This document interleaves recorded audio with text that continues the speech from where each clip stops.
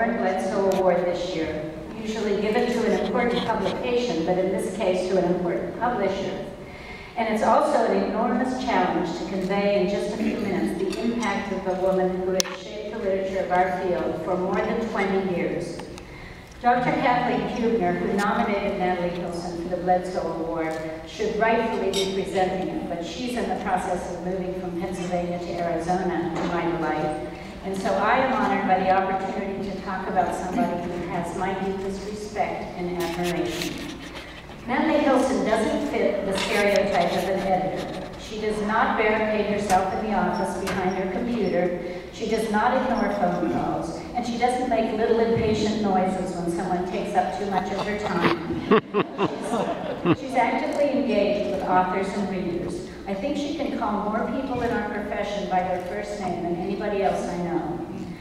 Over the last several years, as we worked on the foundations of low vision, she called me frequently, and she'd always begin by asking if I had time to talk, and then she'd say, "How are you?" And she stood with 5 minutes of my talking about grants and budgets and university woes before we got down to business. And somehow, by the end of the call, I suddenly realized that I would have a laundry list of things that had to be added to a particular chapter. But Natalie would have convinced me that these changes would make a good manuscript even better, and that I was extremely insightful to come up with these ideas. I also want to acknowledge Natalie's husband, Paul, who supports and understands Natalie's passion for her work, and who also, I believe, occasionally provides a reminder that there is life outside the field of vision. All of the letters for Natalie commented not only on her high standards for scholarly publication, but also on her caring and responsive nature. Kathy Huebner said, "She's the reason that books are friendly to the user, and that students and readers feel as though the author is conversing with the reader."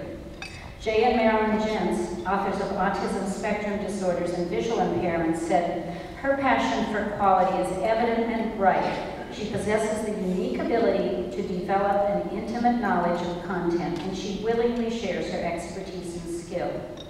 From Diane Fozzie, "Just when you think you have a chapter or book done, she comes back with the most gentle encouragement to make it just a little bit better, a little more responsive to the field, more lasting in its contribution.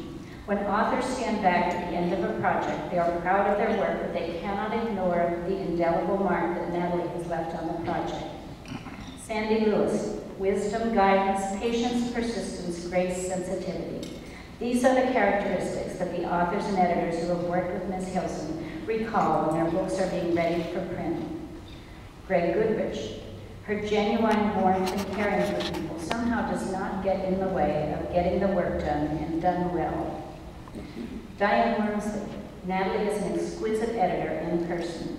She makes every author think that what they have to say is the best thing that she has ever heard, and then she helps to make it that way."